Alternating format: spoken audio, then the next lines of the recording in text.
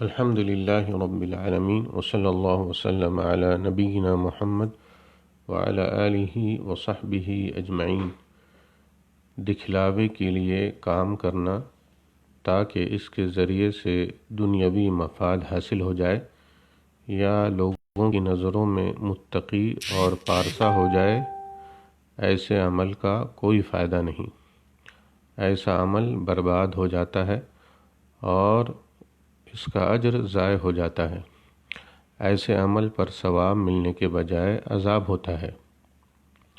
ریاکاری قیامت والے دن ذلت و رسوائی کا باعث ہوگی۔ اخلاص کے بغیر کوئی عمل مقبول نہیں، چاہے بظاہر وہ عمل کتنا ہی بڑا ہو۔ اللہ تعالیٰ کا ارشاد ہے، وَمَا أُمِرُوا إِلَّا لِيَعْبُدُوا اللَّهَ مُخْلِصِينَ لَهُ الدِّينَ حُنَفَاءَ۔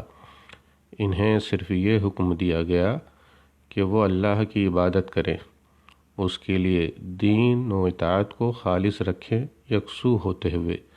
سورہ البینہ آیت نمبر 5۔ اللہ تعالیٰ کا ارشاد ہے، وَإِذَا قَامُوا إِلَى الصَّلَاةِ قَامُوا كُسَالَىٰ يُرَاءُونَ النَّاسَ وَلَا يَذْكُرُونَ اللَّهَ إِلَّا قَلِيلًا۔ اور جب وہ نماز کو کھڑے ہوتے ہیں تو بڑی کاہلی کی حالت میں کھڑے ہوتے ہیں، صرف لوگوں کو دکھاتے ہیں اور اللہ کا ذکر تو برائے نام کرتے ہیں۔ سورہ النساء آیت نمبر 142۔ اللہ تعالیٰ کا ارشاد ہے، یا ایھا الذین آمنوا لا تبطلوا صدقاتکم بالمن والأذى کالذی ينفق مالہ رئاء الناس۔ اے ایمان والو، اپنی خیرات کو احسان جتا کر اور ایذا پہنچا کر برباد نہ کرو، جس طرح وہ شخص جو اپنا مال لوگوں کے دکھاوے کے لیے خرچ کرے۔ سورہ البقرہ آیت نمبر 264۔ حدیث قدسی میں ہے، قال اللہ تبارک و تعالی، انا اغنی الشرکاء عن الشرک، من عمل عملا اشرک فیہ معی غیری ترکتہ وشرکہ۔ اللہ تعالیٰ فرماتے ہیں، میں دوسرے شریکوں کے مقابلے میں شرک سے سب سے زیادہ بے نیاز ہوں۔